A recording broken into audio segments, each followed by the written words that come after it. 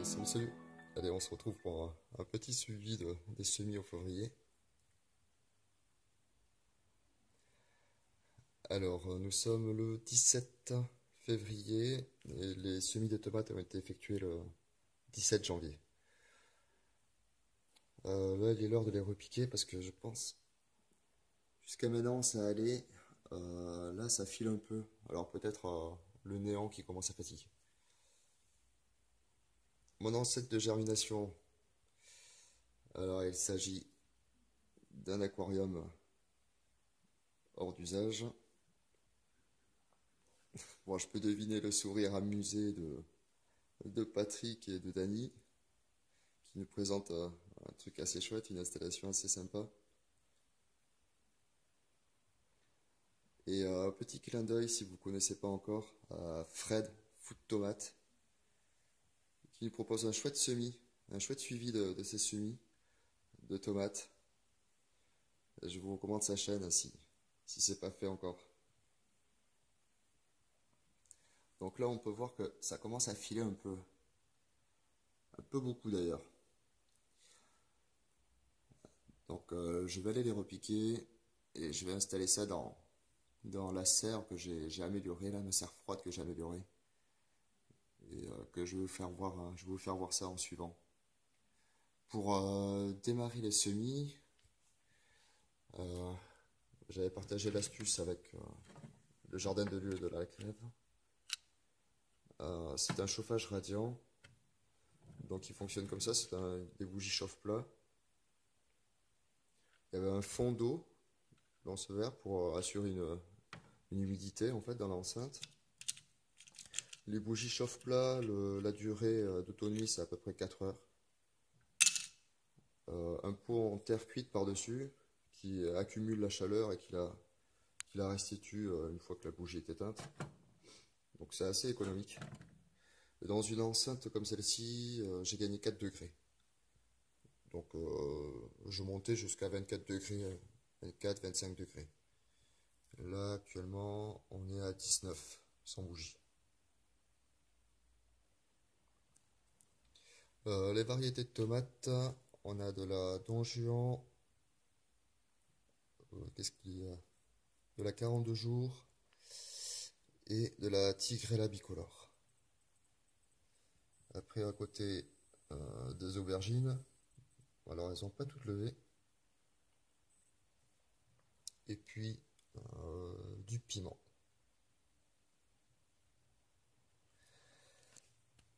Là, les petits pots qui sont bien pratiques au final.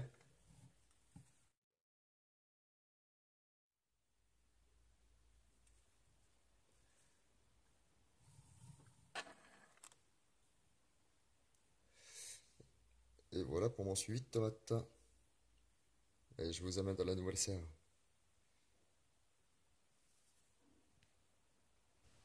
Et re-salut. Allez, au final, on se retrouve 5 jours plus tard. Nous sommes le 23 février. Jusqu'à là, la météo n'était pas assez clémente pour que je puisse tourner le reste de la vidéo. Alors, ce que je pensais se confirme. Là, les plants, depuis 5 jours, ont cessé de pousser. Du moins, on ralentit la croissance.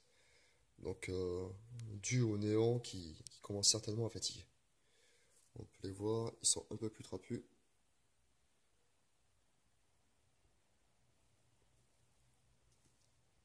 Donc, pas de risque de surchauffe, hein. Ce genre de néant pour aquarium ne chauffe pas. Je peux y poser la main dessus. Ça doit atteindre les 20 degrés, je pense.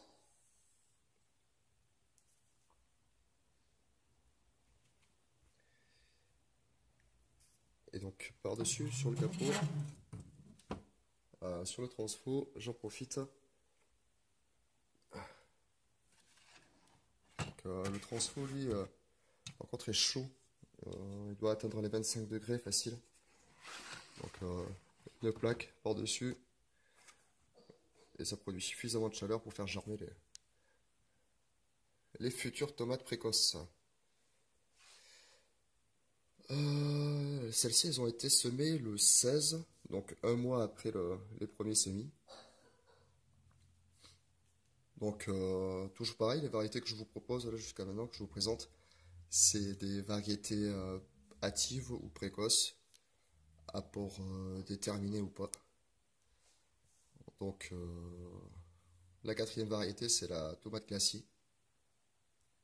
Donc, un bon taux de germination, hein, quand même. Sur les 16, il n'y en a qu'une seule qui n'a pas levé pour l'instant. Et dont la Don Juan et la 42 Days. Alors, le petit challenge de F1RCX, c'est le 27 juin. Alors, je pense que par chez moi, je vais me contenter. La première semaine du mois de juillet, ça sera déjà bien. Allez, je vous présente la suite. La mise en place des plants de pommes de terre pour commencer à les faire germer. Donc, merci à Fred pour cette petite découverte là. La variété de ces plants de pommes de terre, c'est la Sarpomira. Donc, une variété semi-tardive. Donc, elle est reconnue pour être une des pommes de terre les plus résistantes au mildiou, avec une bonne productivité. C'est une pomme de terre rose à chair jaune.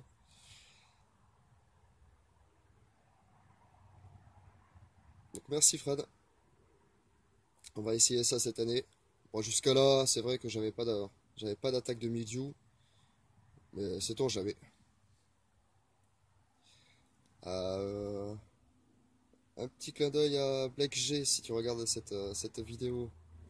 J'avais réagi sur une de tes vidéos et tu nous montrais des pommes de terre que tu mettais à germer dans le noir.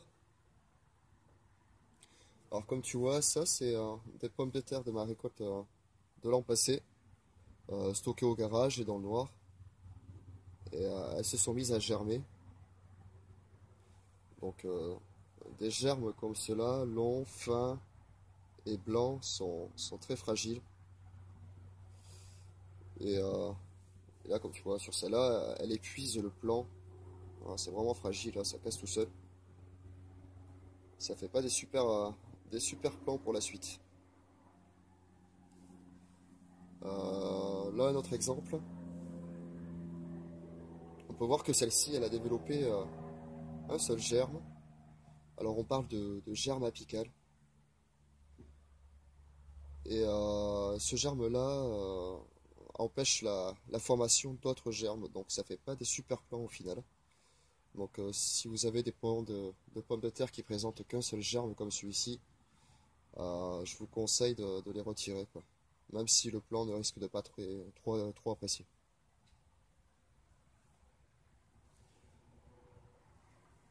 Donc, le mieux, le reconnu pour ça, c'est de les faire germer à la lumière, pas au soleil direct, bien sûr.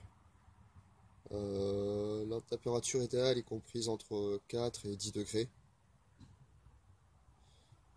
Donc, on les protège de l'humidité, du gel. Moi personnellement, je les rentre le soir. Et je les sors le matin. Là, elles sont placées sous ma tonnelle. Donc on va rechercher des germes petits, trapus. Et selon les variétés, blanc, blanc rosé ou rose, violet.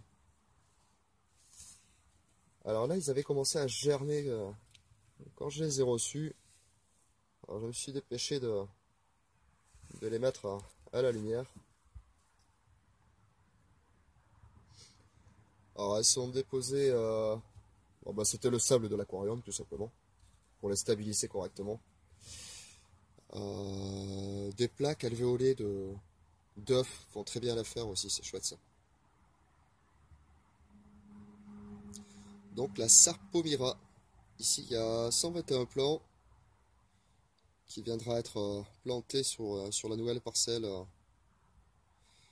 que j'ai ouverte cette année. Donc il y a des plants pré-germés. Mais bon, nettement, le prix il est nettement plus cher et puis le choix de la variété aussi est assez restreint. Donc c'est pas trop tard pour acheter des plants à faire germer. Il faut compter un mois et demi. Bon, la serre.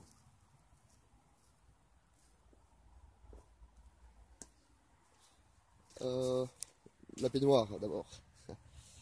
Les épinards, ça pousse un petit peu. Et ici, il y a les radis. Alors je vois ça commence à germer un peu. On va attendre que le soleil sorte parce que là pour l'instant, aujourd'hui il pleut pas mais on se l'écaille quoi. La serre.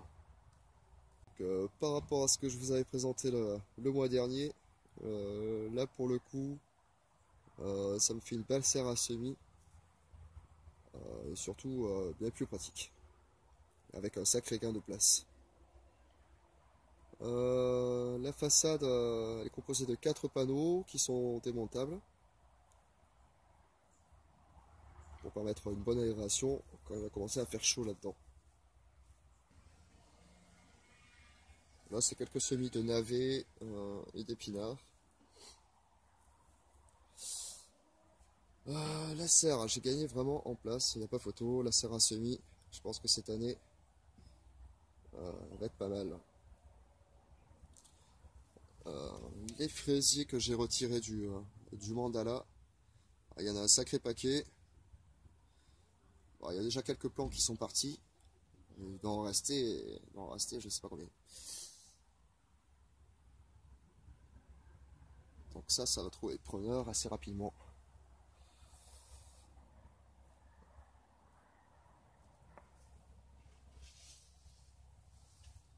Alors déjà l'avantage, c'est que j'ai pas besoin de me baisser. Et ça, c'est pas un mal. Des étagères, enfin, ce qu'il faut. Les semis en cours, ça c'est des zinnias.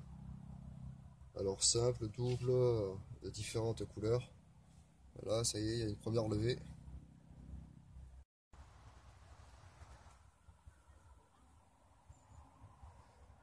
Du persil. Et ici en plaque alvéolée, ce sont des fleurs. Donc des fleurs que je vais pouvoir repiquer le mois prochain puisque elles craignent pas le gel. Donc du pavot, du coquelicot. Là il y a des roses trémières, des marguerites des prés.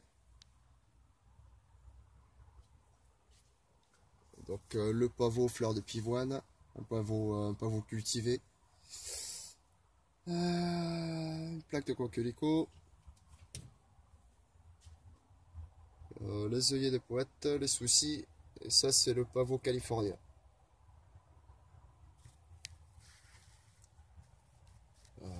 Là je vais t'amuser à faire décoder. Alors ils sont sympas. C'est décoder de papier toilette. Donc on va passer du plug and play, comme ça on les pose décomposables directement dans le sol. Bah, écoutez, pour l'instant ça fonctionne. Avec quelques semis de giroflées.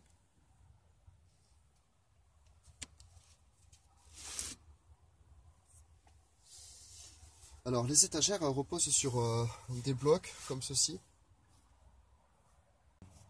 Ce sont des blocs réfractaires. Et ils ont l'avantage d'accumuler toute la chaleur de la journée et venir la restituer la nuit. Donc au même titre qu'on pourrait mettre une bassine d'eau dans une serre qui jouerait la même fonction.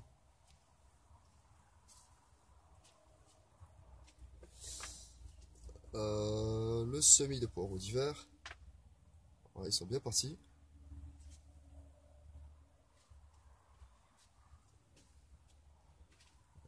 Ça c'est quelques œillets. Des semis de laitue. Alors ça c'est une laitue d'été.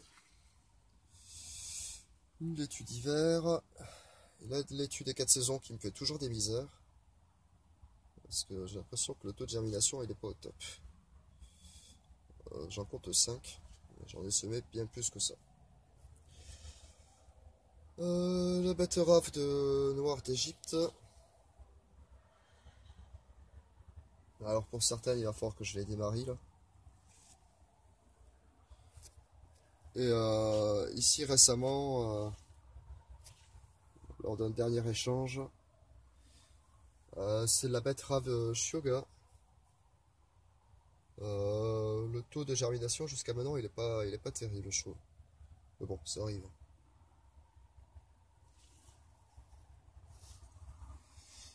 Ah bah, les fameux petits pots. Ouais, ils sont bien pratiques, hein. Je fais le trou assez gros pour pouvoir les sortir correctement. Je pense avec de la récup on peut faire pas mal de choses. Ah bon. Ça c'est pour compote. Des restants de laitue que je vous avais présenté le mois dernier.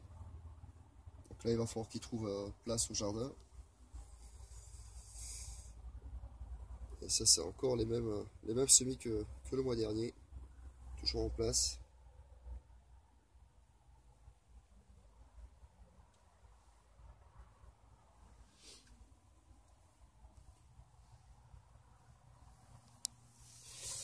La patate douce. Alors c'est la première chose que j'ai fait cette année. Je l'ai mis à germer le 1er janvier. Bon, le système racinaire est bien développé. Donc je l'ai placé sur une étagère, en haut d'une étagère dans la salle de bain. Ça demande pas mal d'humidité, donc c'était, je pense, le lieu idéal. Elle a mis 1 mois avant de germer, donc c'est très long quand même. Je vais attendre que ça pousse suffisamment pour venir la bouturer. Alors l'an passé, pour la petite histoire, j'avais fait ça courant mars. Alors c'était beaucoup trop tard. Et j'avais planté le plant entier comme ça en terre. Et bah, ça c'est ma récolte. J'avais récupéré 7 patates douces que j'ai conservées, que je refais partir cette année. Donc là je compte bien la multiplier, j'espère que ça va fonctionner correctement.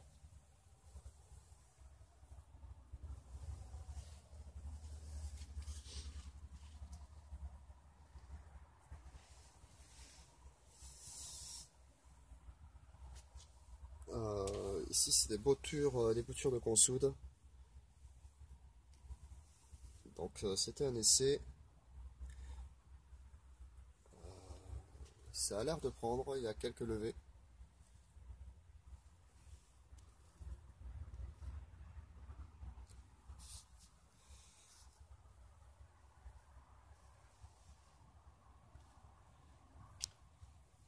Les poireaux, d'été, je suis allé les placer dans ma 3e serre. Je vais vous faire voir ça. Donc voilà un petit peu cette nouvelle serre.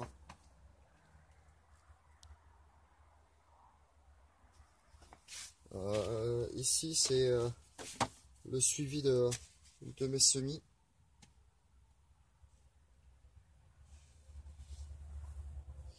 Donc c'est intéressant hein, de noter ce qu'on fait.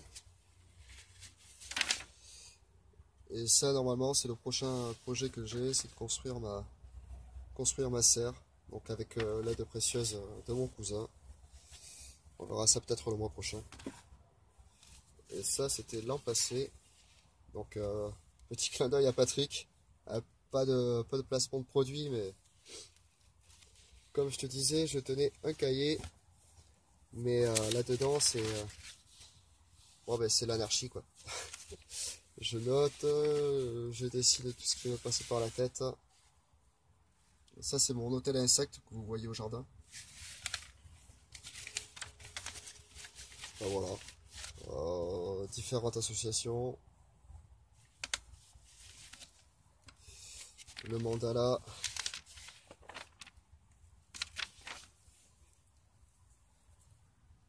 Le calcul Maya. C'est sympa, si vous ne connaissez pas, allez chercher ça. Le plan du jardin. mes variétés et les semis de l'an passé. Donc comme ça, d'une année à l'autre, on peut se référencer. Et puis à côté, on peut mettre des annotations de savoir ce qui a fonctionné ou pas. Bon, on voit qu'il y en a un paquet.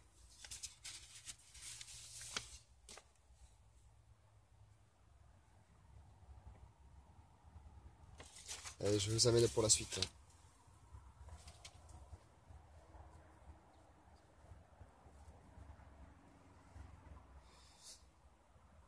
Alors, ma troisième serre, elle se trouve.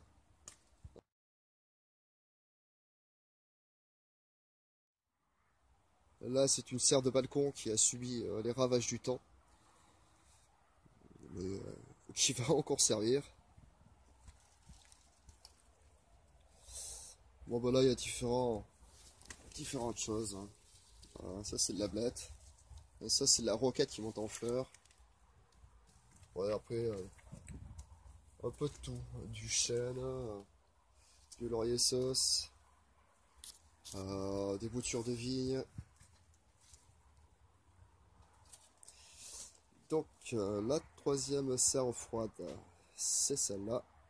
Elle est posée sur deux établis qui sont faites en bois de palette.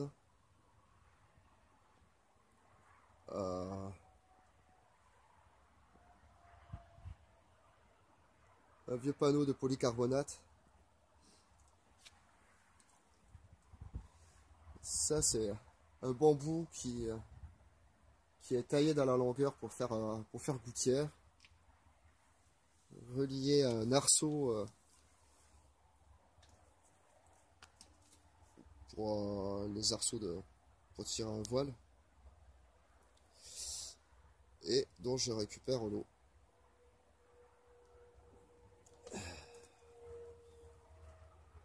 La troisième serre froide, donc à l'intérieur, il y a la rhubarbe. La rhubarbe, je l'avais semée au mois de mars de l'an passé. Et en automne, j'avais pas pris le temps de la repiquer au jardin.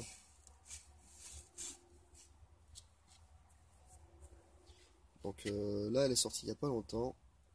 Et je la trouve assez jolie quand même. Donc ça, c'est chouette, je suis assez content. Les poireaux d'été. Alors au bout d'un moment, les poireaux d'été, ils supportent pas trop la chaleur dans la serre. Donc c'est pour ça que je vais les placer ici. Et là, différents plants. Il y a deux noyers, du ginkgo biloba, comme derrière. Un petit clin d'œil à Dany. Là, j'avais réussi à un semis à une bouture de passiflore. Et je crois que ouais, ici, c'est des plants de goji.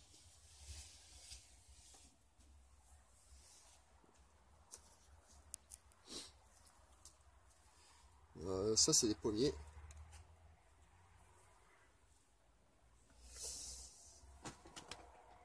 Là, ça commence à sortir, c'est des prunes.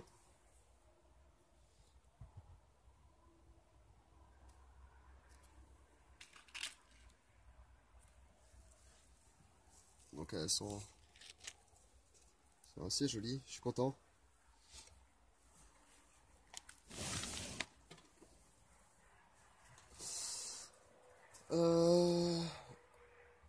Un petit toit où je récupère l'eau de pluie. Donc avec l'autorisation du voisin, j'ai bouché le sien, son arrivée. Et pour tout détourner au final. Donc ça tombe dans le récupérateur. Et le trop-plein me remplit cette poubelle. Donc quand celle-ci est à moitié pleine, bah, je vais aller la vider dans ma cuve IVC que j'ai à l'autre bout du jardin. Donc soit dans la cuve ou soit directement au jardin.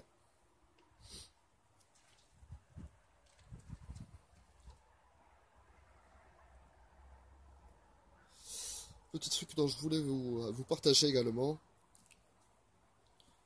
Et c'est le mois idéal pour le faire. C'est qu'on peut récupérer assez facilement ce genre de produit, ce genre de plaque. Donc adressez-vous à votre maraîcher le plus proche ou votre horticulteur. Donc moi en l'occurrence ce sont des horticultrices. Donc j'ai l'habitude depuis quelques années d'aller chez elles. Et elles sont bien sympas.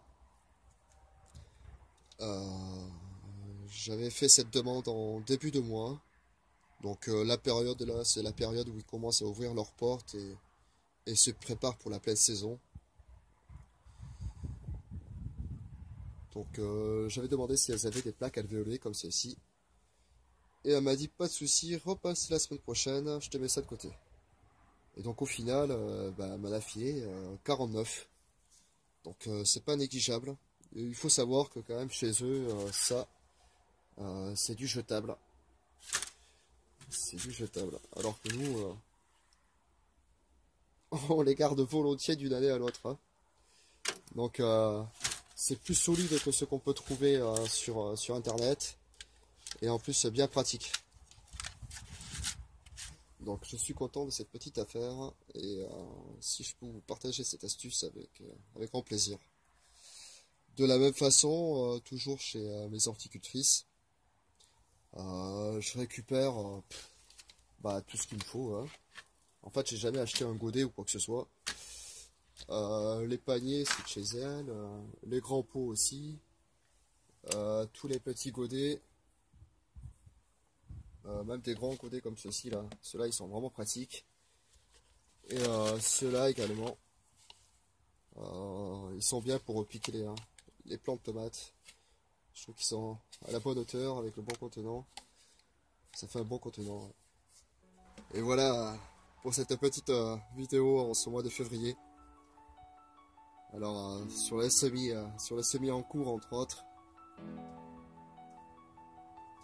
Suivi de mes tomates, je ferai une prochaine vidéo certainement le mois prochain. Ah, du soleil. Oh mon dieu, ça fait du bien.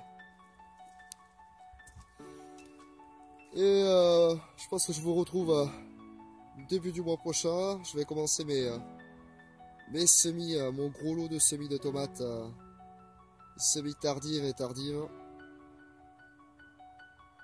Donc je vous souhaite de bons semis, un bon jardinage. Et à bientôt. Salut.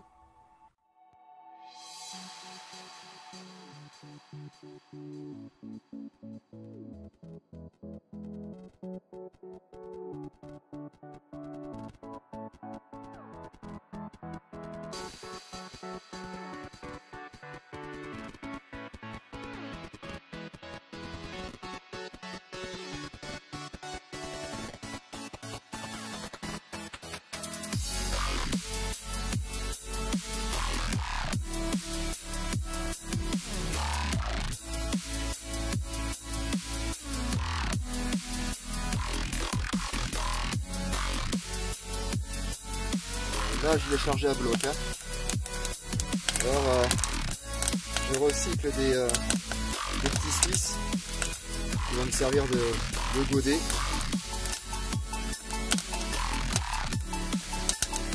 Ah, un morceau de métal bien côté là. Hop. Comme pépé dans les nez.